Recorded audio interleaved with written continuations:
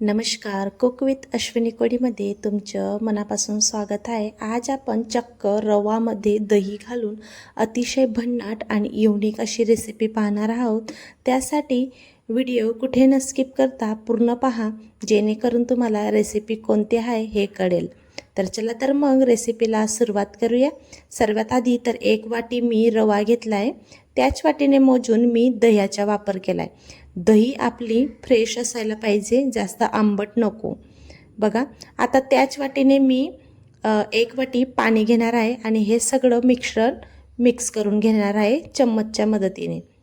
हवं तर तुम्ही पाणी कमी जास्त करू शकता, कारण रवा जर तुमचा जाड असेल तर पाणी थोडं जास्त लागू शकतं। पण मला असं वाटतं की या रेसिपीसाठी आपल्याला बारीकच रवाचा वापर करायचा आहे।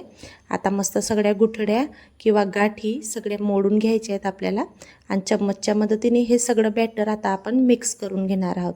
तर मंडळी, तुम्हाला एक निवेदन आहे, जर आपल्या चॅनलवरती तुम्ही नवीन असाल ना तर चॅनलला सबस्क्राईब करून घ्या आणि जर रेसिपी थोडी जरी आवडत असेल ना तर रेसिपीला एक लाईक करून कमेंटमध्ये मला नक्की सांगा की तुम्ही ही रेसिपी कुठून पाहत आहेत।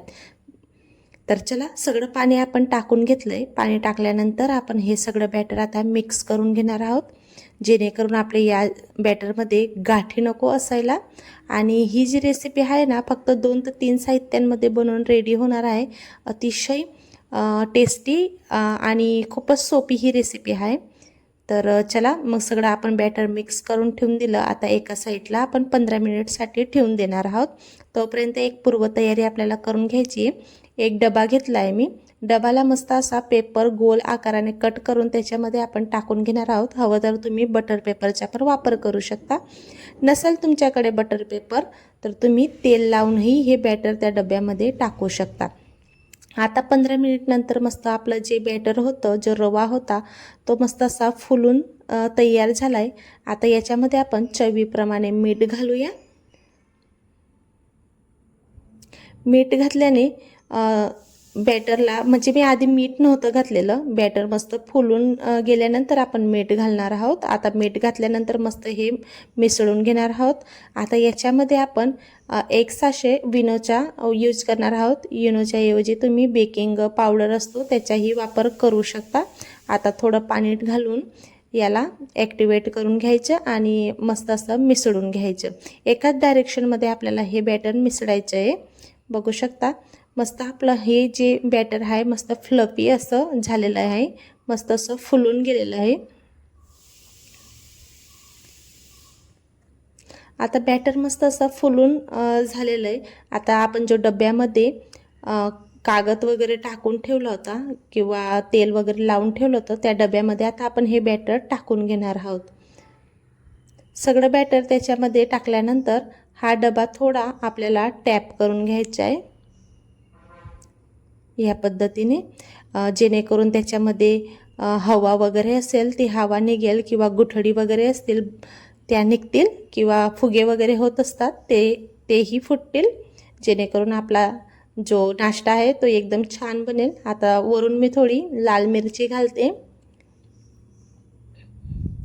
लाल मिरची पावडर घालते आणि थोडा सांबर मसालाचा मी वापर केला आहे। तर हो मंडळी, आज आपण ना इन्स्टंट रवा ढोकळा बनवतोय। एकदम सोपी आणि सरळ ही रेसिपी आहे आणि इन्स्टंट बनणारी रेसिपी आहे। अजिबात पूर्वतयारी वगैरे करून ठेवायची गरज नाही, कधीही तुम्ही इन्स्टंट हा ढोकळा बनवू शकता। आता मस्त पाणी गरम वगैरे करायला ठेवलं होतं, त्याच्यामध्ये एक जाळी ठेवली। जाळी ठेवल्यानंतर कमीत कमी 15 मिनटं, जास्तीत जास्त 20 मिनटं आपण याला स्टीम करून घेणार आहोत। बघू शकता 20 मिनटानंतर आपला हा ढोकळा मस्त असा स्टीम होऊन रेडी झालेला आहे। चाकूला अजिबात लटकला नाही म्हणून हा स्टीम झाला असं कळलं आपल्याला। बघू शकता ढोकळा मस्त असा गार झाला। आपण याचा आता कडा मोकळा करून घेऊया।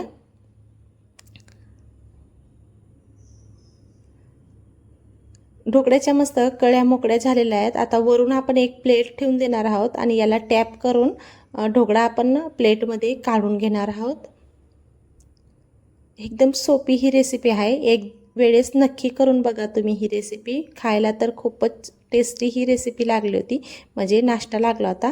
आता जो आपला कागद आहे तो कागद पण काढून घेऊया अजिबात कागद खाली चिटकला नाही किंवा करपला नाही कागदामुळं हा ढोकळा. आणि एकदम पंजी सॉफ्ट हा ढोकळा बनवून आपला रेडी झाला आहे. बघू शकता जाडी एकदम छान आपल्या या ढोकळ्याला आलेली आहे. चला तर मग चाकूच्या मदतीने आता आपण याला कट करून घेऊया. तुम्ही तुमच्या आवडीप्रमाणे आकार देऊ शकता या ढोकळ्याच्या पीसेसला. आता मी चौकोन आकाराने हा ढोकळा कट करून घेणार आहे. फक्त 2 ते 3 साहित्यांमध्ये आपला हा ढोकळा बनवून रेडी झाला आहे. खूपच छान हा ढोकळा बनवून रेडी झाला आहे. बघू शकता आता दुसऱ्या प्लेटच्या मदतीने मी पलटवून घेतला. एकदम सॉफ्ट आणि पंजी हा ढोकळा रेडी झाला आहे आपला. आता वरून आपण थोडा फोडणी घालूया. सर्वात आधी तर मी 2 ते 3 पडी तेल गरम करून घेतलं आहे. त्याच्यामध्ये मोहरी, जिरे, कढीपत्ता आणि थोडी मिरचीचा मी वापर करते. हवं तर तुम्ही मिरची स्किपही करू शकता आणि हिरव्या मिरचीच्या ऐवजी तुम्ही लाल मिरचीचाही वापर करू शकता. आणि बघू शकता सगळी फोडणी आपली तयार झाली आणि फोडणी आपण त्याच्यावर टाकली आणि वरून थोडी आता कोथिंबीर मी घालणार आहे. कोथिंबीर घालल्याने आपला हा जो ढोकळा आहे याचा रंगही आणि टेस्टही खूप छान येतो आणि दिसायला पण छान वाटतो. जर तुम्हाला थोडी जरी रेसिपी आवडली असेल ना तर रेसिपीला कमेंट करा की कशी वाटली तुम्हाला ही रेसिपी. बघू शकता एकदम जाडीदार आपला हा ढोकळा बनवून रेडी झाला आहे. एकदम सॉफ्ट आणि पंजी. आणि मी तुम्हाला एक क्लिप लावली मी जवळून पण तुम्हाला दिसेलच कसा आपला पंजी ढोकळा हा रेडी झाला आहे. अजिबात आपल्याला पूर्वतयारी करायची गरज नाही मंडळी. इन्स्टंट हा ढोकळा बनवून रेडी झाला आहे. खायला तर अगदी मस्त हा ढोकळा लागला होता आणि एकदम जाडीदार आपला हा ढोकळा बनवून रेडी झाला आहे. इथपर्यंत जर रेसिपी बघून घेतली असेल तर त्यासाठी तुमचं मनापासून मी धन्यवाद करते.